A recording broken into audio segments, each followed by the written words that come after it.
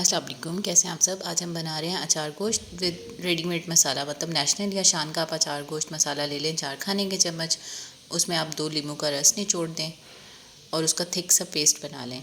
अगर आपको वीडियो पसंद आए तो हमारे चैनल को ज़रूर सब्सक्राइब कीजिएगा और वीडियो को लाइक करना बिल्कुल मत भूलिएगा। ये देखिए हम थिक सा इसका पेस्ट बना रहे हैं। अब आप 3 से 4 मिर्चें ले लें हरी, आप उनके अंदर कट दे लें और ये थोड़ा थोड़ा मसाला आप उसके अंदर भर लें।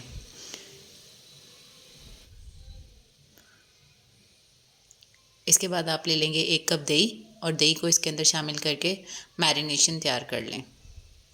ये हम इसको अच्छे से मिक्स कर लेंगे। ये हमारी मैरिनेशन तैयार हो जाएगी। साथ ही आप इसमें डाल दें अदरक लहसुन 1 खाने का चम्मच।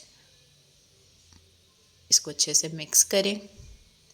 इसके बाद आप इसमें डाल दें आधा किलो चिकन। चिकन डालने के बाद आप इसको 15 से 20 मिनट छोड़ दें। ये अच्छी तरह से मैरिनेट हो जाएगा और इसके बाद आप इसकी ग्रेवी तैयार करेंगे और ये जल्दी से तैयार हो जाएगा। अब इसके लिए आप लेंगे ग्रेवी के लिए 3 टमाटर, 1 कप ऑयल।